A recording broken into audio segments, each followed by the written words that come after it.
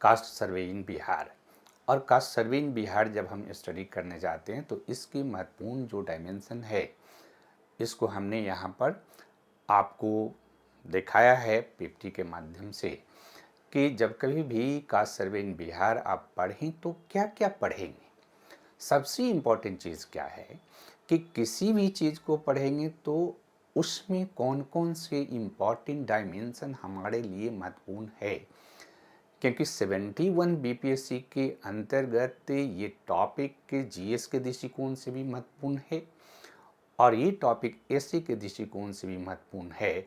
तो जब आप एससी राइटिंग करने जाएंगे, इस पे एससी लिखने का प्रयास करेंगे या जीएस के डायमेंशन को आप समझने का प्रयास करेंगे तो कौन कौन से महत्वपूर्ण डायमेंशन है या क्या क्या आपको करने की आवश्यकता है।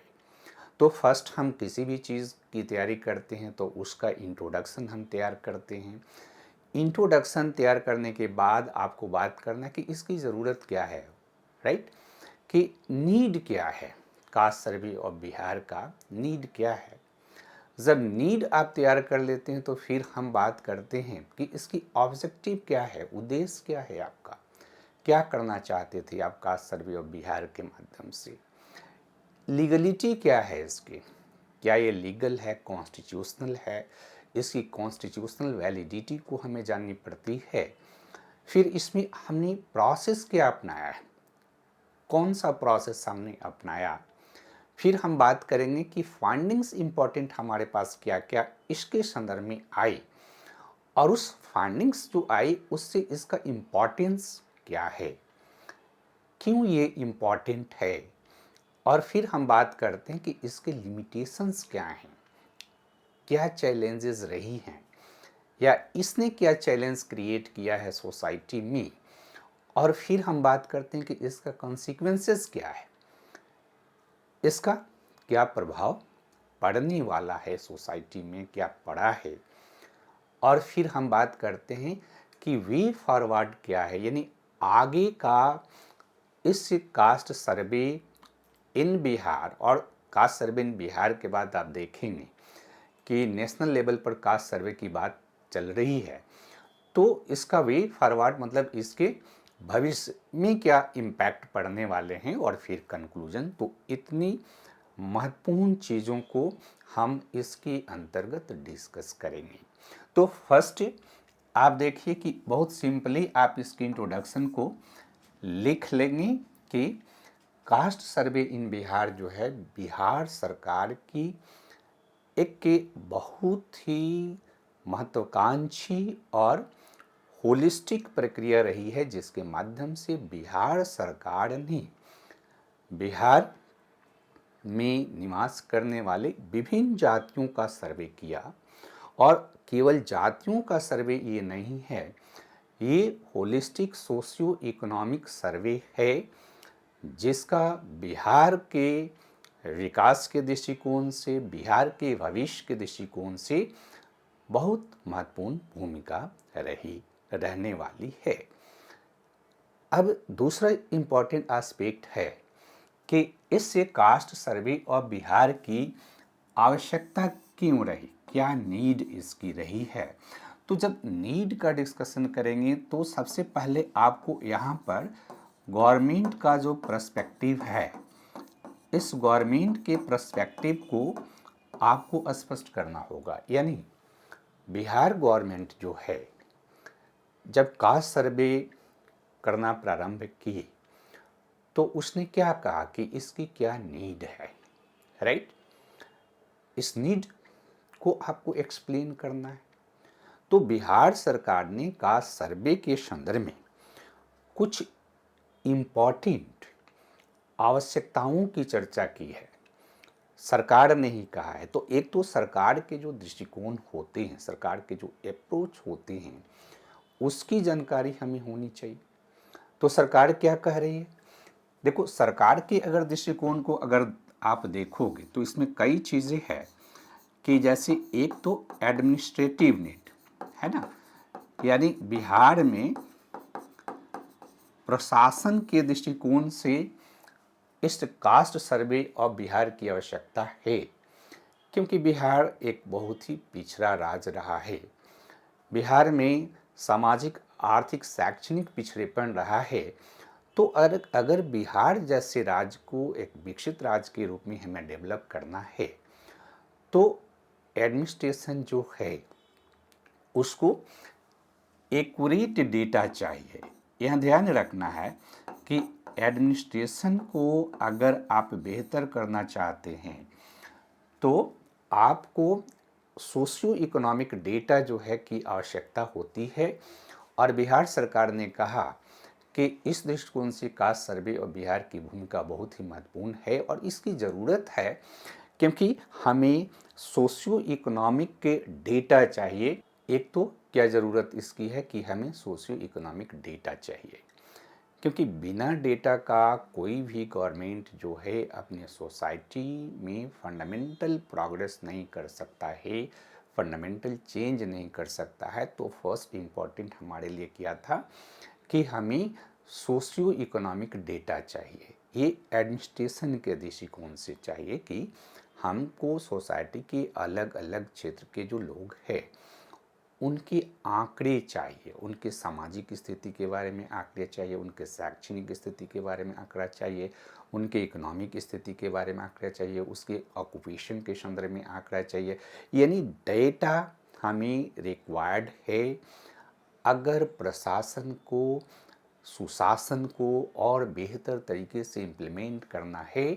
तो we need to accurate socio economic data related to castes of Bihar. तो बिहार सरकार ने एक तो इस बात को कही। अब ये डेटा क्यों आपको चाहिए, तो उसको भी बिहार सरकार ने एक्सप्लेन किया कि ये डेटा हमें चाहिए टारगेटेड वेलफेयर डिलीवरी सिस्टम को स्ट्रॉन्ग करने के लिए। आप जानते होंगे कि बिहार सरकार और भारत सरकार ने कई प्रकार के वेलफेयर स्कीम को प्रारंभ किया है। अब यहाँ पर बिहार सरकार ने इस बात को कहा कि हमें अब टारगेटेड वेलफेयर डिलीवरी जब हम डेवलप करना चाह रहे हैं कि जिससे सोशल ग्रुप को डेवलप करना है उसी सोशल ग्रुप के पास वो स्कीम जाए, इसके लिए भी हमारे पास कास्ट सर्वे की जानकारी होनी चाहिए। और ये जो अगर जानकारी आएगी तो इस जानकारी का उपयोग जो है हम पॉलिसी के निर्माण के लिए करेंगे, हम प्लानिंग के लिए करेंगे, हम इसके डेवलपमेंट के लिए करेंगे, हम इसको एडमिनिस्ट्रेशन के लिए करेंगे। जैसे पॉलिसी, जैसे रिजर्वेशन पॉलिसी आप जानते होंगे कि रिजर्वेशन का जो पॉलिसी है ये बहुत इम्पॉर्टेंट है हमारे देश में, हमारे राज्य में।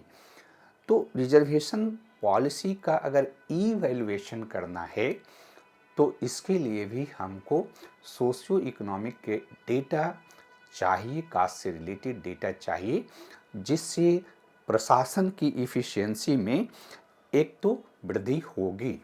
दूसरा जो अगर आप इसको समझने का प्रयास करें तो दूसरा इसका नीड है सोशल जस्टिस के संदर्भ में, है ना।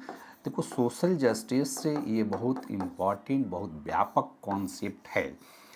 तो सोशल जस्टिस ये फर्स्ट जो हमारा योजना आयोग है उसी में देश के लेवल पर योजना आयोग ने एक टारगेट निर्धारित किया था कि हमारा उद्देश्य क्या है। हमारा उद्देश्य सामाजिक न्याय प्रदान करना है। आप जानते हो कि सामाजिक न्याय की एक भूमि रही है बिहार, और सामाजिक न्याय की भूमि रही है। तो लोहिया ने कभी कहा था कि पिछड़ा पावे 100 में 60। यानी सामाजिक न्याय अगर प्रदान करना है तो उस सामाजिक न्याय प्रदान करने के लिए भी हमको कास्ट सर्वे और सोशियो इकोनॉमिक डेटा चाहिए। अब जो सोशल जस्टिस है इस कॉन्सेप्ट को आगे बढ़ाते हुए अगर आप डिस्ट्रीब्यूटिव जस्टिस करना चाहते हैं तो डिस्ट्रीब्यूटिव जस्टिस के लिए भी आपको क्या चाहिए, आपको डेटा चाहिए, आपको आंकड़े चाहिए, आपको लोगों के बारे में इंफॉर्मेशन चाहिए। तो इस दृष्टिकोण से भी ये कास्ट सर्वे जो है बहुत ही इम्पॉर्टेंट है, क्योंकि इससे हमको क्या पता चलेगा कि हमारे सोसाइटी में सोशियो इकोनॉमिक जो इनइक्वालिटी है ना, अगर सोशियो इकोनॉमिक इनइक्वालिटी की बात करें, सामाजिक आर्थिक विषमता को अगर हम समझने का प्रयास करें तो उसके लिए भी हमें आंकड़े चाहिए, क्योंकि इसके अंतर्गत बिहार सरकार ने एक व्यापक आंकड़े प्राप्त करने का प्रोसेस किया है।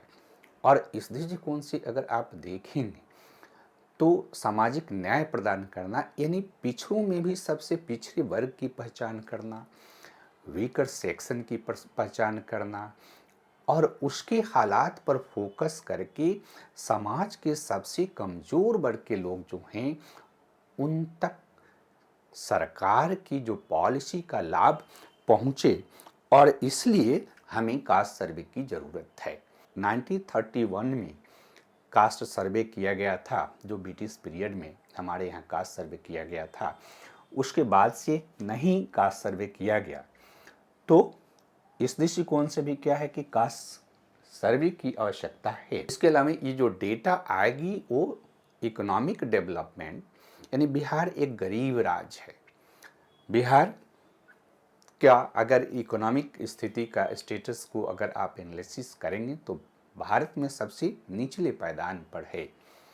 और अगर निचले पायदान पर है और बिहार को विकास की प्रक्रिया में और आगे ले जाना है और तीव्र करना है, तो बिहार के आर्थिक विकास के दृष्टिकोण से भी इस सर्वे की भूमिका बहुत ही महत्वपूर्ण होने वाली है।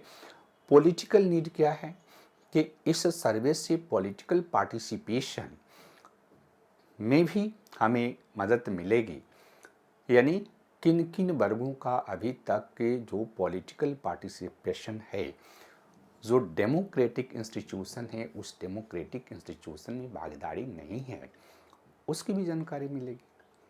तो एक तो इन जनरल नीड ये जो है इसकी बात होती है। कुछ लोगों का यह भी कहना, ये सरकार का ये दृष्टिकोण रहा है, कुछ लोग का यह भी कहना है कि बिहार एक ऐसा राज्य है जहाँ पर जो पॉलिटिशियन हैं ये हिडन उनका एजेंडा हो सकता है। पॉलिटिशियन जो है विकास के मुद्दे को लेकर के राजनीति नहीं करना चाहते हैं, यानी वो जाति के आंकड़े को प्राप्त कर और इस आंकड़े का उपयोग जो है अपनी राजनीतिक हितों के साधन के लिए करने का प्रयास करेंगे और राजनीतिक हितों का साधन करने का प्रयास करेंगे। तो इसमें एक एजेंडा आप यह भी देखिएगा कि बिहार की राजनीति में मंडल वर्सेस कमंडल की जो अवधारणा है वो अवधारणा हिडन रूप में इसमें एक तरह से दिखाई देती है। उस दृष्टिकोण से भी आप इसको एनालिसिस कर सकते हैं। तो ये तो इसकी नीड हुई, राइट। अब नीड का डिस्कशन करने के बाद जो है हमें इसकी ऑब्जेक्टिव की बात करनी है कि क्या उद्देश्य रहा, सरकार क्या कहती है, सरकार का क्या उद्देश्य है, इस कास्ट सर्वे से सरकार ने क्या किया।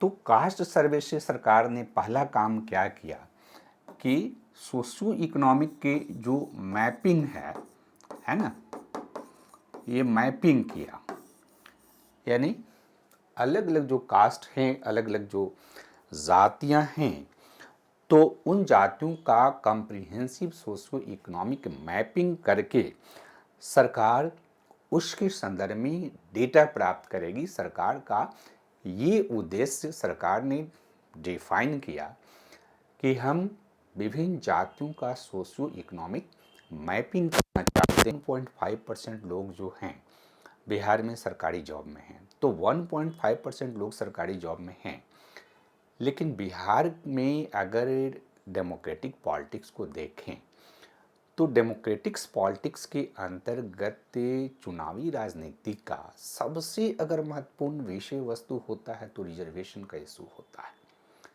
इसका मतलब है कि यह जो डेटा है ये दिखा रहा कि रिजर्वेशन पॉलिसी का री इवैल्यूएशन करने की ज़रूरत है। यानी क्या 1.5% लोग ही राजनीति के विषय वस्तु बनने वाले हैं? आमतौर पर आप देखेंगे कि बिहार से अगर आप बिलोंग करते हैं तो आप देखेंगे कि सबसे ऊपर रिजर्वेशन का इशू और कास्ट का इशू रहता है। यानी कि इसका इस दृष्टिकोण से भी महत्वपूर्ण महत्व है कि जो आप रिजर्वेशन पॉलिसी के अंतर्गत अफर्मेटिव एक्शन आपने शुरू किया है आज़ादी के बाद, उसका रियल सेंस में आप देखिए, क्योंकि वो गवर्नमेंट जॉब में मिलता है, एजुकेशन में मिलता है। तो गवर्नमेंट जॉब के अंतर्गत आपको रिजर्वेशन मिल रहा, और गवर्नमेंट जॉब 1.5% ही है, प्राइवेट सेक्टर में अभी रिजर्वेशन है नहीं। तो रिजर्वेशन पॉलिसी का एनालिसिस और री इवैल्यूएशन करना जो है, इससे दृष्टिकोण से इस डेटा की बहुत महत्वपूर्ण भूमिका है। तीसरा कि इस डेटा के अंतर्गत जैसा कि हमने कहा कि इनकम के बारे में जानकारी प्राप्त हुई, एजुकेशन के बारे में जानकारी प्राप्त हुई, एसेट के बारे में जानकारी प्राप्त हुई, हाउसिंग के बारे में जानकारी प्राप्त हुई, एक व्यापक होलिस्टिक डेटा प्राप्त हुई। तो इससे समाज में इनइक्वलिटी जो है, उस इनइक्वलिटी के बारे में जानकारी प्राप्त हुई। और इनइक्वलिटी में भी जैसे कास्ट बेस्ड इनइक्वलिटी, हमने जब आज़ादी प्राप्त किया तो इक्वलिटी बिफोर लॉ का कॉन्सेप्ट हम लोगों ने लागू किया, है ना। तो हमने कहा कि कास्ट बेस्ड इनइक्वलिटी को हम समाप्त करेंगे, और उसके अकॉर्डिंग आपने वेलफेयर मेजर प्रारंभ किया कि जो समाज के कमज़ोर वर्ग के लोग हैं उनको आपने एम्पावरमेंट किया। तो ये 75-80 वर्षों के बाद भी जो डेटा दिखाई देता है, वो डेटा कहता है कि जो डोमिनेंट कास्ट है, वो डोमिनेंट कास्ट का आज भी गवर्नमेंट जॉब में भी उसका डोमिनेंस है, एजुकेशन में भी डोमिनेंस है, उसके जो आपकी इंस्टीट्यूशन है उसमें भी डोमिनेंस है। तो इसका मतलब है कि ये डेटा जो है री इवैल्यूएशन ऑफ रिजर्वेशन पॉलिसी के दृष्टिकोण से बहुत ही महत्वपूर्ण है। और साथ ही साथ इनइक्वलिटी को समाप्त अगर आपको करना है और उसको लेकर के सीरियस पॉलिसी आपको बनाना है, तो उसके दृष्टिकोण से भी ये डेटा बहुत ही महत्वपूर्ण है। इसके अलावा आप देखिए कि पॉलिटिकल रिप्रेजेंटेशन, है ना, जैसे कई जातियों के बारे में इसमें सूचना मिली कि उन जातियों का पॉलिटिकली रिप्रेजेंटेशन डेमोक्रेटिक इंस्टीट्यूशन में है ही नहीं। उनकी इकोनॉमिक स्थिति तो खराब है ही, पॉलिटिकल रिप्रेजेंटेशन भी नहीं है। तो पॉलिटिकल रिप्रेजेंटेशन नहीं है तो उसके दृष्टिकोण से भी आप इसका बहुत ही महत्व है। इसके अलावा अगर आप देखिए कि ट्रांसपेरेंसी अगर डेवलप करना है प्रशासन में, तो उस दृष्टिकोण से भी इससे कास्ट बेस्ड सर्वे की भूमिका बहुत महत्वपूर्ण है, और ये दूसरे स्टेट के लिए मॉडल भी बन सकता है। क्योंकि ये जो सोशियो इकोनॉमिक डिस्पैरिटी इनइक्वलिटी जो है, ये केवल बिहार में नहीं है, और इसीलिए आप देखिए कि ये एक तरह से नेशनल लेवल पर ये मुद्दा बना, और ये डिमांड की जाने लगी कि राष्ट्रीय स्तर पर भारत सरकार जो है कास्ट सेंसस कराए। इसके अलावा इकोनॉमिक प्लानिंग के दृष्टिकोण से इसकी बड़ी भूमिका है। यानी जब आप इकोनॉमिक प्लानिंग भविष्य में करें, तो उस भविष्य में इकोनॉमिक प्लानिंग जो आप करेंगे, उस इकोनॉमिक प्लानिंग के दृष्टिकोण से इसकी भूमिका बहुत ही महत्वपूर्ण है। तो इस तरह से आप इसकी इम्पोर्टेंस के बाद अगर हम बात करें कि इसका कॉन्सिक्वेंसेस क्या होने वाली है, तो इसके कॉन्सिक्वेंसेस के अंतर्गत आप देख सकते हैं कि ये आंकड़े सरकार जो कह रही है कि हमारा उद्देश्य क्या है, हमारा उद्देश्य एडमिनिस्ट्रेटिव है, सोशल है, इकोनॉमिक है, पॉलिटिकल है, होलिस्टिक है। तो होलिस्टिकली इस डेटा का प्रभाव पड़ सकता है कि अपेक्षाकृत अधिक इंक्लूसिव पॉलिसी जो है सरकार इस डेटा के आधार पर बनाए। जैसा कि हमने कहा कि रिजर्वेशन पॉलिसी का इवैल्यूएशन फिर से करना होगा, री इवैल्यूएशन करना होगा। बिहार सरकार ने उसका री इवैल्यूएशन किया, और रिजर्वेशन पॉलिसी में बिहार सरकार ने चेंज किया। बिहार सरकार ने एससी, एसटी, ईबीसी, ओबीसी को मिलाकर 65% रिजर्वेशन की घोषणा की और 10% जो ईडब्ल्यूएस के रिजर्वेशन है उसको एज इट इज़ बनाए रखा। यानी बिहार सरकार ने इस आंकड़े के आधार पर रिजर्वेशन 75% कर दिया था। अब इस रिजर्वेशन को चैलेंज किया गया तो पटना हाई कोर्ट ने इस रिजर्वेशन पॉलिसी को इस आधार पर रिजेक्ट कर दिया कि ये 50% का जो कैप है इससे एक्सीड करता है।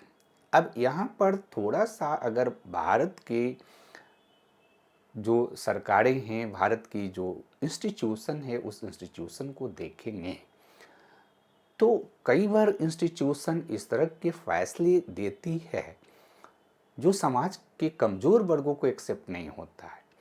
जैसे अभी तक के सुप्रीम कोर्ट या किसी हाई कोर्ट ने जो ईडब्ल्यूएस का रिजर्वेशन दिया गया उसको ये क्यों नहीं कहा कि ये 50% का जो कैप है उससे एक्सीड हो जाता है, क्योंकि रिजर्वेशन तो 60% हो गया।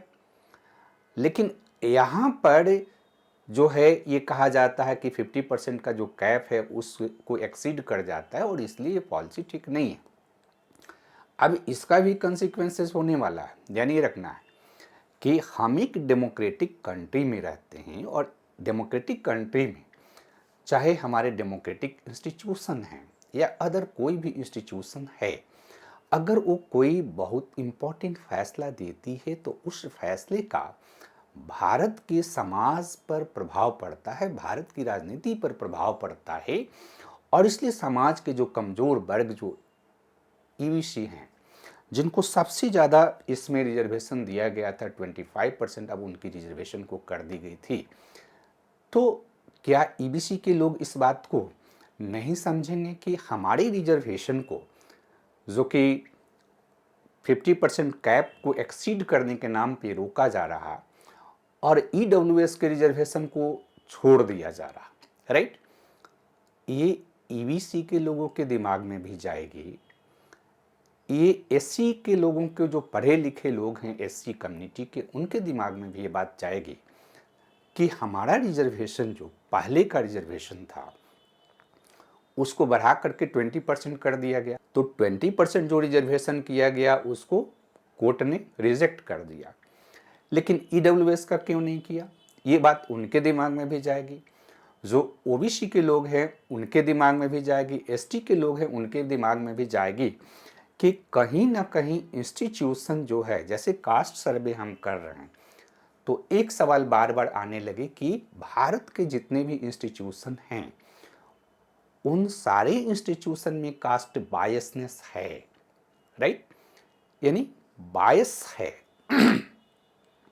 वहाँ भी एससी, एसटी, ईबीसी, बीसी का रिप्रेजेंटेशन होना चाहिए। जो हायर जुडिशियल इंस्टीट्यूशन है उसमें रिप्रेजेंटेशन की डिमांड की जाने लगी और यहाँ भी इसके कंसिक्वेंसेस को आप देख सकते। तो और सबसे महत्वपूर्ण कंसिक्वेंसेस क्या इसका रहा है कि कास्ट सर्वे इन बिहार के बाद कई राज्यों में भी कास्ट सर्वे की बात हुई और नेशनल लेवल पर जो है कास्ट सर्वे की डिमांड बढ़ी और जिसके कारण बाद में भारत सरकार ने भी एग्री की है कि वो कास्ट सर्वे करेगी, जो कि इसके इम्पोर्टेंस को दिखाता है। लेकिन इसके लिमिटेशंस भी हैं, है ना? जो बिहार सरकार ने जो कहा, राइट, कि हम इन उद्देश्यों से इसकी ज़रूरत थी इसलिए हमने कास्ट सर्वे किया, लेकिन कास्ट सर्वे इन बिहार हो या कास्ट सर्वे इन इंडिया हो, तो इससे एक चीज़ तो बहुत ही महत्वपूर्ण इसका लिमिटेशंस है, भारतीय डेमोक्रेसी के लिए है, भारतीय राज्य के मॉडर्नाइजेशन को लेकर के है। हम आधुनिक राष्ट्र बनने का प्रयास कर रहे हैं और वहाँ पर अगर हम कास्ट सर्वे करते हैं, कास्ट सेंसस करते हैं, तो इससे पॉलिटिसाइजेशन ऑफ कास्ट की प्रक्रिया काफ़ी बढ़ेगी और बढ़ी है। पॉलिटिसाइजेशन ऑफ कास्ट की प्रक्रिया आप देखिए, प्रक्रिया बढ़ेगी और जाति के बीच का जो संघर्ष है ये पहले से ज़्यादा बढ़ेगा, क्योंकि जातियाँ जो है उसमें चेतना की जागृति होगी। उन्हें जब आंकड़े मिल रहे हैं, जब उन्हें ये दिखाई दे रहा है कि 75 वर्षों से हमें रिजर्वेशन दिया गया है, लेकिन हम अपने लिए प्राप्त रिजर्वेशन का जो परसेंटेज है 75 वर्षों में फुलफिल नहीं कर रहे हैं, राइट।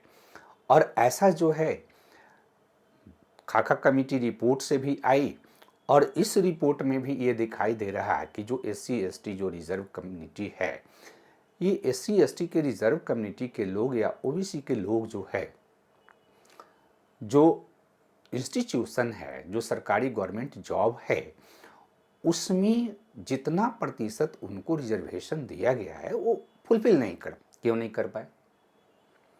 अगर 27% OBC को रिजर्वेशन दिया गया है और ये रिजर्वेशन 93 में ही प्रोवाइड कर दिया गया, तो आज भी OBC के लोग प्रोफेसर नहीं हैं, आज भी OBC के लोग जज के रूप में बहुत कम हैं, आज भी OBC के लोग जो है क्लास 1 क्लास 2 ऑफिसर्स के रूप में बहुत कम हैं।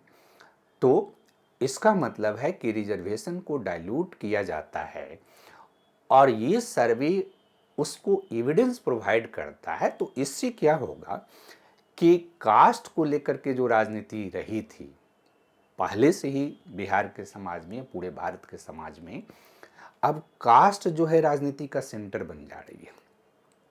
तो जो मुद्दे आपके इम्पोर्टेंट इश्यूज थे, आपने कहा कि हम इससे आंकड़े प्राप्त करना चाह रहे हैं, हम एडमिनिस्ट्रेटिव दृष्टिकोण से इन आंकड़ों का उपयोग करेंगे, हम टारगेटेड वेलफेयर डिलीवरी सिस्टम का डेवलपमेंट करेंगे, हम सोशल जस्टिस करेंगे और डिस्ट्रीब्यूटिव जस्टिस को आगे बढ़ाएंगे, इकोनॉमिक प्लानिंग में हम इसका यूज़ करेंगे।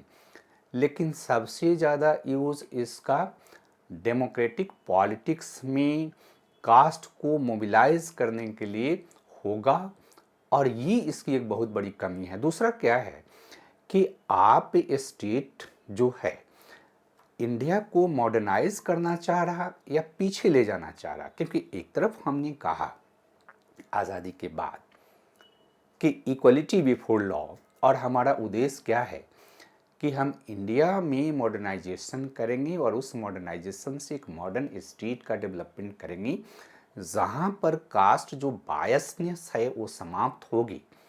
लेकिन इस सर्वे ने कास्ट बायसनेस को और अधिक बढ़ा दिया।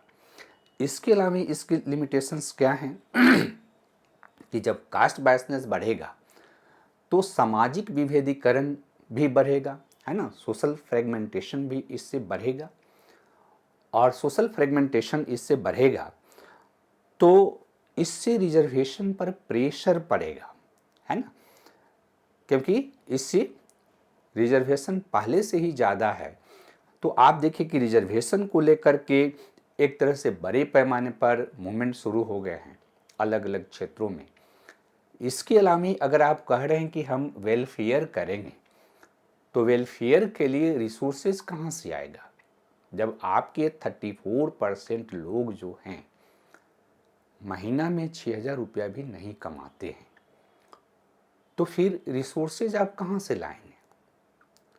और पॉलिसी का इम्प्लीमेंटेशन, जैसे आपने इम्प्लीमेंटेशन किया रिजर्वेशन पॉलिसी को रीइवैल्यूएट किया और रीइवैल्यूएट करके आपने नए दृष्टिकोण से रिजर्वेशन 75% करने का प्रयास किया, क्या हुआ उसका, लागू हो गया।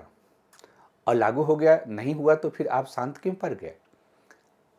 क्या आपका मकसद इसका पॉलिटिसाइजेशन करना था या रियल में इस रिजर्वेशन पॉलिसी को लागू कराना था। तो आप अगर नहीं करा रहे हैं लागू तो समाज का कोई वर्ग सामने आएगा और समाज का कोई वर्ग सामने आएगा तो समाज का वर्ग जो है संघर्ष करेगा और सामाजिक संघर्ष इससे बढ़ सकती है और सामाजिक संघर्ष बढ़ेगी तो ये आपके कास्ट सर्वे का लिमिटेशंस को दिखाता है।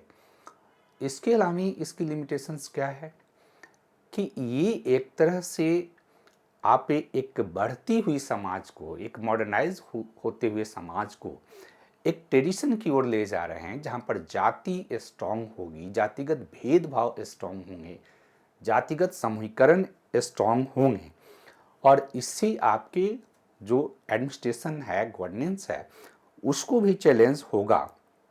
और एक इसका लिमिटेशंस पर इस पे भी आप बात कर सकते हैं कि ये जो कास्ट सर्वे का जो डेटा है, डेटा के एक्यूरेसी को लेकर भी सवाल उठे, प्रोसेस को लेकर के सवाल उठे, क्योंकि सेल्फ इंफॉर्मेशन सिस्टम के आधार पर डेटा दिया गया, राइट।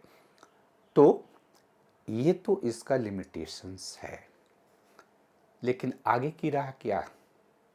तो आगे की राह क्या है कि कास्ट सर्वे, जो बिहार का कास्ट सर्वे है, उसने नेशनल लेवल पर इतना ज़्यादा इन्फ्लुएंस किया कि अब भारत सरकार ने भी कास्ट सेंसस करने की घोषणा की है।